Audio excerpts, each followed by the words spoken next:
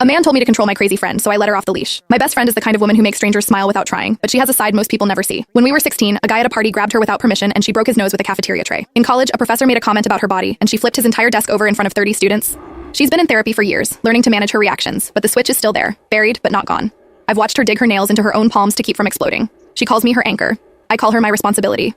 My best friend and I had been planning this trip to Italy since graduation, saving every paycheck for 2 years, and she promised me she could handle it. I'll be fine. I just want to see the Colosseum. I believed her. We landed in Rome with matching backpacks and a list of museums to visit. I thought maybe things would be different here. They weren't. We noticed him on day 1. A man who worked at a shop near our hotel noticed us. "Where are you going?" "Beautiful," he called out as we passed my friend jaw tighten. I squeezed her hand. "Ignore him," I whispered. She nodded and kept walking. Day 2, he steps directly into our path. "Let me show you around." I know all the secret places my friend's breathing changed. I recognize the signs. "We're fine," I said, quickly pulling her around him. She didn't speak for an hour after that. Day 3, he followed us for an entire block, close enough that I could smell his breath. "You're not being very friendly," he said. "I'm trying to be nice to you." My friend stopped walking. Her hands were shaw. I saw her knuckles go white. "Don't," I said quietly. "Please remember what happened last time." She closed her eyes, took 3 deep breaths, and we walked away. That night she couldn't sleep. "I hate this," she whispered. "I hate that. I can't just be normal." I held her hand in the dark. "You're doing so good. Just a few more days." Day 4, he was waiting outside our building when we came down for breakfast. "I know which room is yours," he said, grinning at her. "I watched your window last night. Every muscle in my friend's body went rigid. I physically stepped them. We call the police," I said. He laughed. "And tell them what that a man finds your friend beautiful. They'll thank me." I dragged her away before she could react. I reported him anyway. The officer shrugged. "He's harmless. You should be flattered by day 5. My fearless best friend wouldn't leave the room. The woman who once told off a cat caller so eloquently he actually apologized was now sitting on her hotel bed with her arms wrapped around herself. "I can feel the anger and hatred building," she said. Her voice was small. "Wrong. This wasn't her if he touches me. I don't know what I'll do." I felt completely useless, watching her shrink into herself. I convinced her to try one more time, just lunch at a quiet restaurant with a clear view of the door. She agreed, reluctantly. We barely sat down when the waitress glanced out the window and rolled her eyes. "This guy again?" she muttered. My stomach dropped. The same man who'd been harassing us walked in like he owned the vase, pulled up a chair without asking, and leaned toward my friend.